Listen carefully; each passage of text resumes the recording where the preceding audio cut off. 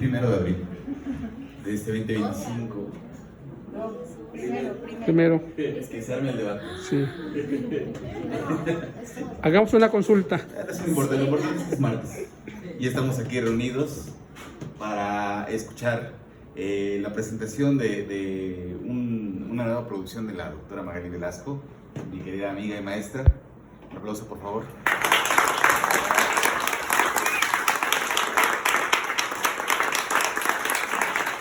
Estará también acompañada de dos grandes exponentes, cada una de su especialidad. Por un lado, la maestra Adriana Duch. Un aplauso. Y la maestra Carla Rojas, actriz y pues bueno, el propósito de esta experiencia, en principio esta es el segundo evento que hacemos en esta nueva temporada de Caos y la literatura, porque lo que queremos es recuperar ese vínculo con la comunidad literaria, no solamente de Jalapa, sino en general la comunidad literaria que se puede acercar o se quiere acercar al Foro Caos y al Centro Cultural Caos AC, que digamos que es la doble personalidad, porque queremos aquí empezar a generar también un acervo bibliográfico de Caos, que tenga un espacio reservado para justamente las y los escritores que quieran ser parte de esa comunidad, que suelan venir, que quieran presentarse aquí y quieran conocer a sus lectores, lectoras en este espacio, no solamente en el contexto de una presentación de libros, sino también en un encuentro casual en el café, ¿no? Queremos que se recupere ese espíritu con el cual nació este espacio hace 2018, creo, 2007 por ahí. Y pues bueno, qué mejor que justamente inaugurarlo con grandes exponentes de la literatura. En este caso nos toca el turno con Magali Velasco.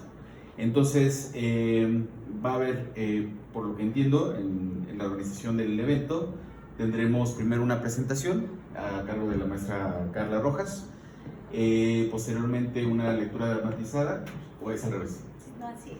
¿Sí? Sí, así. Llevas perfecto el orden. Sí. Después la lectura dramatizada, después un conversatorio entre ellas, y posteriormente damos paso a preguntas y respuestas. Entonces vayan preparando sus preguntas o sus comentarios, y pues nada, bienvenidas, maestras. Gracias.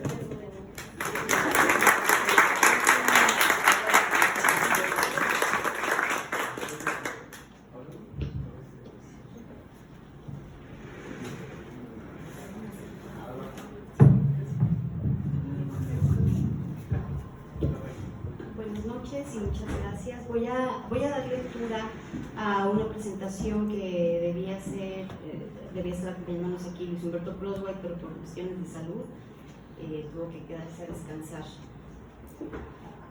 Ok.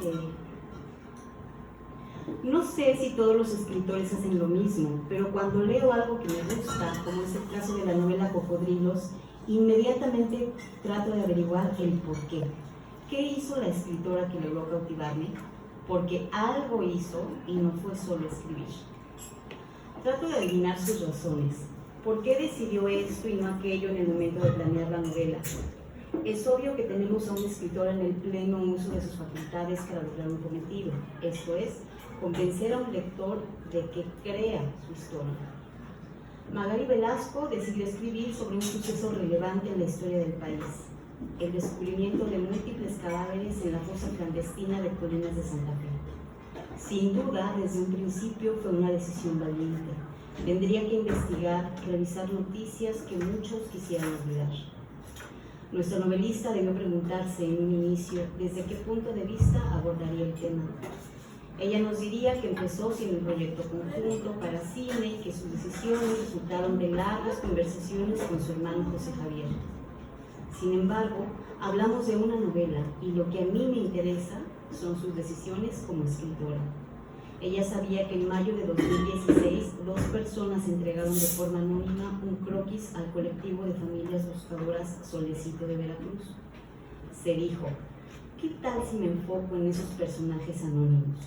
¿Qué tal si le otorgo el protagonismo a uno de ellos?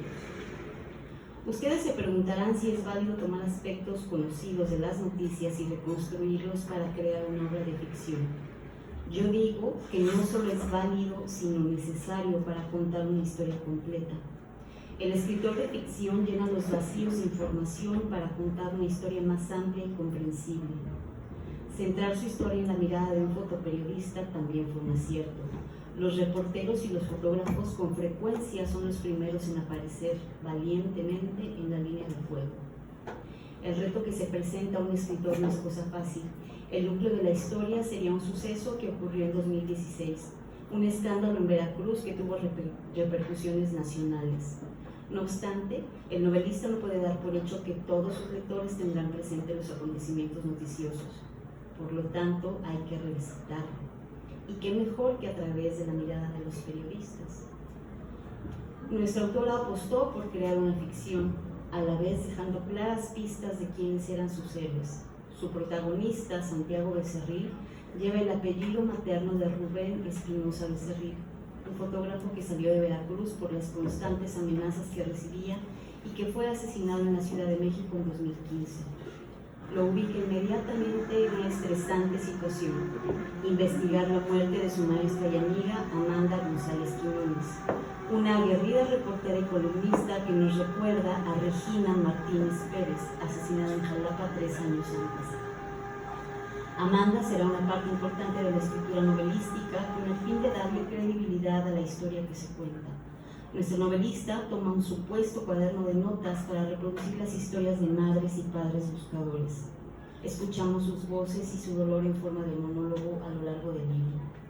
A partir de ello, Cocodrilo se humaniza, se siente veraz y dolorosa. Vale la pena mencionar otros detalles que agregó nuestra escritora.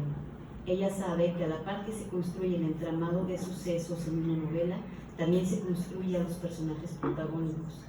Es importante darles vida para que dejen de ser solo un boceto y parezcan una persona como cualquiera de nosotros. Cuando empezamos a leer, nos damos cuenta de que la vida de Santiago no es fácil. Tiene que lidiar con una madre que sufre demencia senil. Tiene que avanzar en su investigación a pesar de sus temores, de tener un desenlace como el de su amiga. No es una decisión sencilla. Santiago sufre, se enoja y finalmente se deja llevar por lo que descubre. Por fortuna, y aquí otro toque maestro de nuestra autora, la tragedia que vive le ayuda a reiniciar una relación que ya sentía perdida con un exnovio. Nuestro novelista se luce en cada uno de estos aspectos. Conocemos la infancia de Santiago, nos describe sin piedad los pliegues de piel que se arranca a la mamá, nos cuenta la historia materna, recrea diálogos reales. Los personajes no parecen repeticiones, sino individuos. Cuando Santiago tiene un par de momentos íntimos con su exnovia, hasta se le enchina la piel, nada más de recordarlos. Eso es obviamente cosa de él, ¿verdad? Sobresale también la atención al detalle. El descubrimiento de las osamentas es lento, cuidadoso y asertivo. Vemos a nuestro novelista en su mejor momento como narradora y observadora de la naturaleza humana. Como en toda novela detectivesca, se llega a los descubrimientos tanto por la investigación de los personajes como por el azar. Y aquí brilla nuevamente la autora.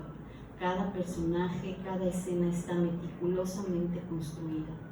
Se siente el calor, se huele la putrefacción, el sol nos encandila, paladeamos el sabor amargo de los hallazgos. Es un recorrido por los sentidos que incluso llega a tocar el subconsciente cuando nos enteramos también de lo que sueña Santiago. Difícil no entenderlo, difícil no dudar con él, difícil no temer por su seguridad. Hay tantos periodistas desaparecidos y asesinados en nuestro país que uno se tiene que preguntar, ¿no pudieron parar antes de que peligrara su vida? ¿No hay un momento en el que se pudieron haber dicho, este umbral no lo voy a cruzar? Cocodrilos documenta lo que pasa por la mente de un periodista cuando descubre un hilo de información que nos lleva a otros descubrimientos. México le debe mucho a los periodistas que arriesgan sus vidas en el ejercicio de su profesión. Cocodrilos no es solo un recordatorio de ello, sino también un agradecimiento y homenaje a sus vidas.